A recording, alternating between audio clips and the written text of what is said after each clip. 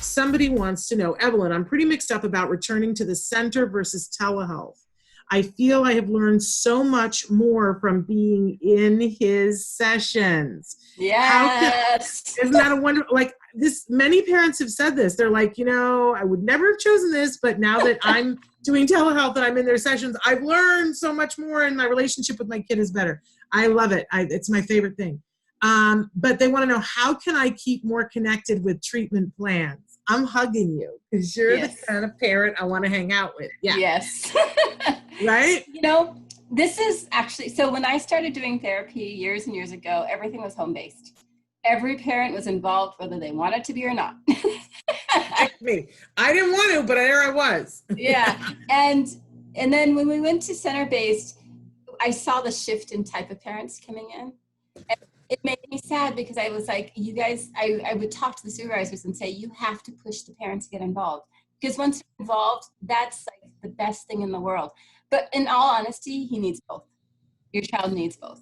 You know, the fact that you love the sessions at home, keep some sessions at home, because that generalization, that rapport that you've built over telehealth, all of that, keep some of that. Because that's what's going to be, that generalization, and that there's less prompt dependency, what I noticed through telehealth, which I love, because you can't reach through the screen and make the kid do something. You know, you have to verbally tell the parent or verbally tell the child. And there's this whole interaction that happens that I just think it's the best thing in the world. And there have been some parents who were totally anti this and have written to me or called me and said, this has been amazing, just like what you're saying. I love the rapport. I love all of this. So I would say that the best thing to do is to do a hybrid. Okay, because one thing that happens in centers that doesn't happen in home is they have to get used to all the people around. The spontaneity, the distraction, the noise in the environment, all of those things are helpful, because once they go to school, you know, there's 1,000 distractions. And I love, that's one thing I actually love about having the perspective of having worked in a home and working in the center, is when I go to centers now, when I travel, and there is so much ruckus going outside, and our little kids there just working along, just doing what they need to do, and they're not getting distracted by the kid crying, the thing that fell, whatever it is. And all of that is super valuable too. Because although home setting's nice, you can't recreate the weird noises and distractions that happen. People come screaming through, you know, the sudden switching of people working with you, that generalization aspect of having, you know, adults just walking in and they're being forced to say hello and say goodbye. And just that aspect of it would be lost if you went in a home or all telehealth model.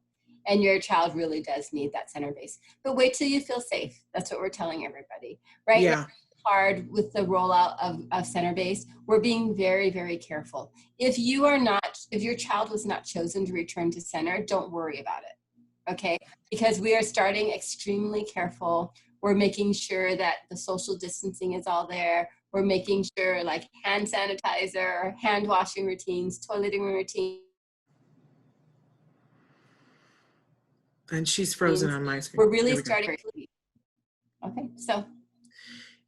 Thank you, Evelyn. And yeah, you know, and don't forget that you can come back slowly, you know, and you can do the mix. And the other thing I want to plug here before we move on is, because the main question was, how can I keep more connected with the treatment plans? At CARD, we have something called caregiver collaboration. And I just want to give a big shout out for it. And if you're not at CARD, I want to encourage you to be asking for this with your other providers. Caregiver collaboration is set time for the parent to sit down with a senior member of the team and to talk about anything that you want to talk about. So I always tell parents, make a list, like, what's the hardest part of the day? And they'll help you to work on that from your end. Right? Like, how do you make things work for you? How, you know, and the parent who goes, like, a lot of the things that you guys ask here are things that you would bring into your caregiver collaboration. I just can't get him to brush his teeth in the morning fast enough so that we can get to school on time. Like, those are the things that you can work on. And it's also an ideal time for you, if you're as into it as I think that you are, and as I wish everybody was, to go, okay, so let's sit down and look at the program and what's coming around the corner and what do I need to be preparing for? That's what your caregiver collaboration is for. And most of you, like, there's a lot of time that your funding source will give for caregiver collaboration. And I don't know anybody who uses all of it because most of the time parents are too busy. So you can request more. You can say, I would like to have 2 hours to go through all this, or I would like to have 4 hours. I would like to have an hour a week where I sit down or, in telehealth with the supervisor and talk about what we're doing. They'll give it to you. Your funding source almost across the board will give it to you. So don't forget to ask for that caregiver collaboration. And anything you want to add to that, Ev? yeah, and I love caregiver collaboration, but you can use it creatively in any way that helps for you and your whole family. So I when I used to do parent training, old school, what we would call it, I was like in the family. It wasn't just train the parent, it was train the siblings, train nanny, train everybody that lived in that household or came in out a lot, grandparents, and use that mindset. Because right now we're kind of limited of where we're going. But if there's people that, mean a lot to you and who come through, bring them over during your session and get them some training. Everybody that gets a little bit more education about, whether it's your child or ABA or how to do things is going to be that much more meaningful in terms of the interaction that they're creating with you and your family. So just all of it. We used to joke with parents because parents didn't want to say who I was. Sometimes, they didn't exactly tell everybody, about diagnoses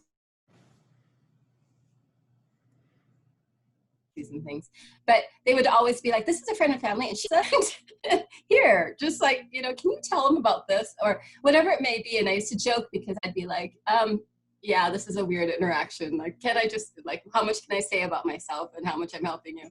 And they would give me, their limits or whatever. But, the more people involved, the better it is for your child. And that's what you're here for, in terms of treatment planning. Look on skills. If you are a hard family, you go on to skills. And it's a lot and it's overwhelming. But what parents have found is they go to the pages that they like. Mm-hmm. And you can ignore everything else because there's a lot of information in there and it can be overwhelming. But talk to your BCBA and say okay, this is what I want to know. What's the best way to do this? And they will tell you. There's in skills, there's a report on just all the notes that people have taken. And a lot of families just like that. You can go in, put in the dates that you want, the date range, and I'm only looking at the notes that people are writing and it tells me a lot. So there's just different things depending on what you're interested in, what your kid's working on. It might change, but definitely reach out to your BCBA. And I just want to say, for those of you who are watching, Skills, it's skillsforautism.com. And all CARD families have a free account with Skills, but any family could have an account with Skills. It is a subscription. They are giving 10% off if you call right now and say that you watched on Autism Live. But it is a great thing. I always say it's like a mall. You're never going to go to a mall and go into every single store. But you go to the mall knowing that there's something that you want to get. And if along the way you see another store that you happen to walk into and then that becomes your new favorite store, great. But don't think that you can go to every store in the mall. Like Disneyland, you're not going to go on every ride. Not the first time. So you go in, get what you want, and it's there, right? Because it's like a mall. It's got everything.